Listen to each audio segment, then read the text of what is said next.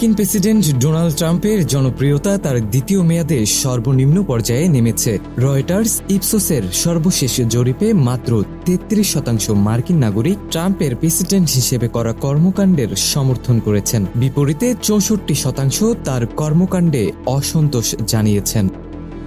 ৪ দিন ধরে পরিচালিত জরিপে ট্রাম্পের অনুমোদন হার চলতি মাসের শুরুর দিকে ৩৫% থেকে কমে ৩৩% নেমেছে। এটি তার বর্তমান মেয়াদের সর্বনিম্ন এবং ২০১৭ সালের ডিসেম্বরের পর তার সবচেয়ে কম অনুমোদন হার। ২০২৫ সালে দ্বিতীয়বার হোয়াইট হাউসে ফেরার সময় ট্রাম্পের প্রতি প্রায় অর্ধেক মার্কিন নাগরিকের সমর্থন ছিল। তবে চলতি বছর ইরানে যুক্তরাষ্ট্রের সামরিক অভিযান এবং এর পরিণতিতে দীর্ঘস্থায়ী সংঘাত, জ্বালানির মূল্য বৃদ্ধি এবং জীবনযাত্রার ব্যয় নিয়ে উদ্বেগ তার জনপ্রিয়তায় চাপ সৃষ্টি করেছে। জরিপ বলছে ৮০% মার্কিন নাগরিক মনে করেন ইরানে যুক্তরাষ্ট্রের সামরিক সম্পৃক্ততা দীর্ঘ সময় ধরে চলবে।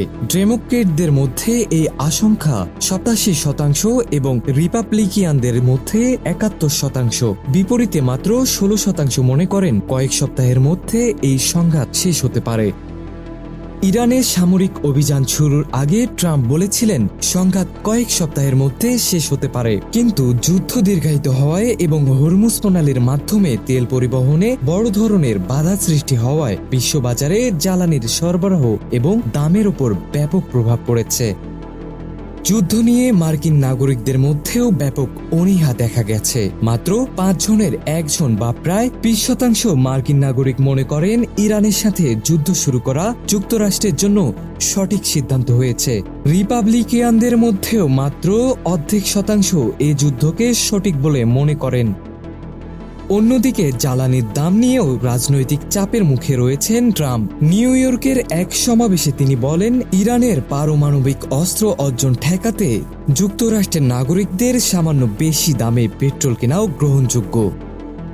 অভিবাসন নীতিতে অবশ্য রিপাবলিকানরা এখনও সামান্য এগিয়ে রয়েছে। ৪০% নিবন্ধিত ভোটাররা বলছেন এক্ষেত্রে রিপাবলিকানদের নীতি ভালো। ডেমোক্রেটদের পক্ষে মতামত দিয়েছেন মাত্র ৩৮%। তবে ২০২৫ সালের জানুয়ারিতে অভিবাসন ইস্যুতে রিপাবলিকানদের ব্যবধান ছিল ২৬% পয়েন্ট।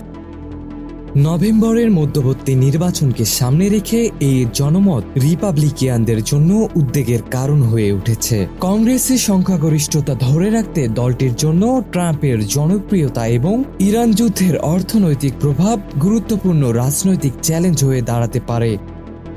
রয়টার্স ইপসোসের অনলাইন এই জরিপে যুক্তরাষ্ট্রের ১,১৬৬ জন প্রাপ্তবয়স্ক নাগরিক অংশগ্রহণ করেছিলেন। সূত্র বলছে জরিপের margin of error +- 3% point. Mushfiqur Rahman, Manabkantha desk.